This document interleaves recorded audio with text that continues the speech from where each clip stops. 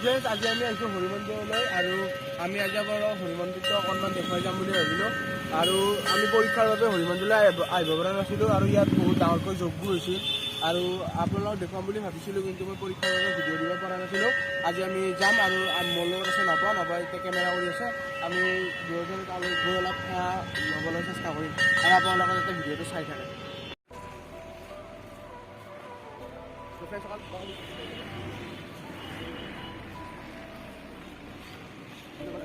ফ্ৰেণ্ডসকল ইয়াত নবই সেৱা কৰি আছে আৰু ময়ো সেৱা কৰিলোঁ। মন্দিৰৰ ভিতৰত মানে অতি সুন্দৰ পৰিৱেশ আৰু গীত বাজি থাকে, আপোনালোকে শুনিলে গমেই পাব, সুন্দৰ ভক্তিমূলক গীত বাজি থাকে আৰু গধূলি সময়ত আৰু বেছি সুন্দৰ দেখা হয় কাৰণ ইয়াত লাইট চাকি এইবিলাক জ্বলোৱা হয় আৰু সেইখিনি আৰু ফ্ৰেণ্ডসকল ইয়াতে যজ্ঞ কৰা হৈছিল হৰি মন্দিৰৰ।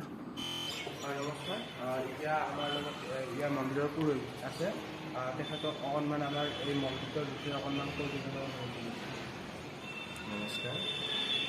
এই মন্দিৰটো স্থাপন কৰাৰ উদ্দেশ্য হ'ল যে আমাৰ যি ছয়গাঁৱৰ স্থায়ী ৰাসক্ষেত্ৰ, এই ৰাসক্ষেত্ৰখনক আমাৰ অসমত হওক ভাৰতত হওক সকলোৰে আগত উত্থাপিত কৰাৰ কাৰণে এই মন্দিৰটো স্থাপন কৰা। এতিয়া আমি হৰি মন্দিৰৰ পৰা এতিয়া আহিলোঁ আৰু এতিয়া আমি এটা ঘৰৰ প্ৰগ্ৰেমত গৈ আছোঁ, মানে যিহেতু আমাৰ বহাগ বিহু ওচৰলৈ আহিছে, ৰঙালী বিহুৰ সময়ত বিহু হুঁচৰি এটা মানে আমাৰ বিশেষ আকৰ্ষণ হয় আৰু বিহু হুঁচৰি প্ৰত্যেকখন বিহুতে বিহু হুঁচৰি লাগিবই আৰু অসমীয়াৰ এইটো মানে এটা মান সন্মান বুলি ক'ব লাগিব বিহু হুঁচৰি আৰু বিহু হুঁচৰিৰে ওপৰত চলি আছে আখৰা, আমি তাৰে অকণমান আখৰা আপোনালোকক দেখুৱাবলৈ চেষ্টা কৰিম আৰু এই আমি বিহু দলৰ লগত আজি আমি কথা পাতিবলৈ গৈ আছোঁ আৰু এই বিহু দলটো মানে বহুত মানে গাঁৱৰ বিহু দল তেওঁলোকৰ মানে বিশেষ সমাজত আছে আৰু বিভিন্ন ঠাইত তেওঁলোকে এই বিহু হুঁচৰিৰ প্ৰগ্ৰেম কৰিছে আৰু আমাৰ চণ্ডীগড়তো যোৱাবাৰ প্ৰগ্ৰেম কৰিছে আৰু অতি সুন্দৰ হয়, তেওঁলোকৰ বহুকেইজন ধুনীয়াও আছে, নাচনীও আছে আৰু এতিয়া আমি তেওঁলোকৰ লগত কথা পাতিবলৈ গৈ আছোঁ ওপৰত মানে বিল্ডিঙৰ ওপৰত তেওঁলোকে আখৰা কৰি আছে, আমি তেওঁলোকে গৈছোঁ, আপোনালোকে যাতে ভিডিঅ'টো সকলো চাই থাকে আৰু আপোনালোকক তেওঁলোকৰ কলাকৰ্মীসকলৰ লগত আমি অলপ চিনাকি কৰি দিবলৈ চেষ্টা কৰিম আৰু এতিয়া ধৰক আমি আগবঢ়াই যাওঁ।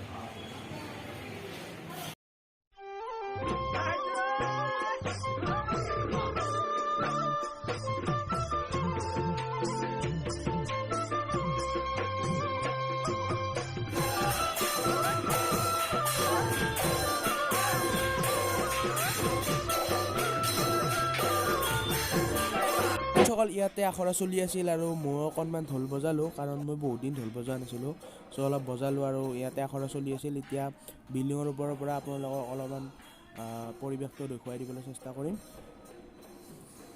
ফ্ৰেণ্ডসকল এতিয়া আপোনালোকক বিল্ডিঙৰ ওপৰৰ পৰা পৰিৱেশটো অকণমান নবই দেখুৱাই দিব আৰু চাই লওক।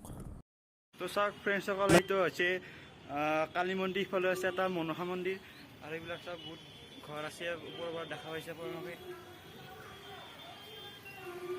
তো ফ্ৰেণ্ডসকল চাওক, এতিয়া আমাৰ নাচনী বাসকলে বিহু নৃত্য কৰি আছে আৰু তাৰে এটা দৃশ্য আপোনালোকে চাই লওক আৰু এতিয়া আমি অলপ পিছতে দাদাসকলৰ লগত অলপ কথা পাতিম। নমস্কাৰ, আজি আমি দাদা আখৰালৈ আহিছোঁ আৰু তেওঁলোকৰ অলপ আপোনালোকক কি দেখুৱাই লৈ তেওঁলোকক এতিয়া দাদাই তেওঁলোকৰ বিহু দলৰ বিষয়ে অকণমান কৈ দিব। আমি পলহীকৰ ৰাং ধেলি বিহুৱা দল ৰিহাৰ্চেল চলি আছে আৰু লগতে আমি কৰ্মশালাও এটা কৰিছিলোঁ কেইদিনমান আগতে ছয়গাঁৱতে, প্ৰায় 300 ল'ৰা ছোৱালী হৈছিলে। এতিয়াও আমাৰ ছয়গাঁও বঙৰাত আমাৰ ৱৰ্কশ্বপ চলি আছে, ক্লাছ কৰি আছোঁ, তাৰ মাজতো ৰিহাৰ্চেল চলি আছে। গুৰু দুদিনাখন আমাৰ প্ৰগ্ৰেম আছে তোৰা, তাৰপিছত মানুহ দুদিনাখন আছে আপোনাৰ ছয়গাঁও আঞ্চলিক বংশুলি, তেনেকৈ আমাৰ লোকেল এৰিয়াখিনিত আমাৰ প্ৰগ্ৰেম আছে, মাছপাৰা তেনেকৈ প্ৰগ্ৰেম আছে। গতিকে 2 তাৰিখৰ পৰা আকৌ বাহিৰৰ ফালে যাবৰ কাৰণে আৰম্ভ কৰিম আমি। প্ৰস্তুতি এয়াই আৰু বিহু দেখিছে আপোনালোকে যিখিনি পৰিৱেশ চলি আছে সেয়াই আৰু আপোনালোকৰ বিহু দলৰ নামটো পলহীকৰ ৰাং ধেলি বিহুৱা দল ছয়গাঁও। আৰু আপোনালোকে যদি তেওঁলোকক বিহু মাতিব খুজিলে মই তেওঁলোকৰ নম্বৰ দি আপোনালোকৰ যোগাযোগ কৰিব পাৰিলে তো ফ্ৰেণ্ডসকল, আপোনালোকক দেখুৱালৈ আজি বিহুৰ আখৰা কেনেকুৱা চলি আছে, তেওঁলোকে প্ৰস্তুতি কৰি আছে বিহুৰ বাবে আৰু যদি ভাল লাগিল আপোনালোকে ভিডিঅ'টো লাইক কৰক, শ্বেয়াৰ কৰক, কমেণ্ট কৰক, ছাবস্ক্ৰাইব কৰক। আৰু নৱজ্যোতিয়ে কেমেৰা কৰি আছিল আৰু আগৰ ভিডিঅ'সমূহ আৰু নতুন নতুন ভিডিঅ' পাই থাকিব, তাৰ বাবে ছাবস্ক্ৰাইব কৰি ঘণ্টা বটনটো ক্লিক কৰিব। সকলো চোৱাৰ বাবে ধন্যবাদ। Bye bye. জয় আই অসম।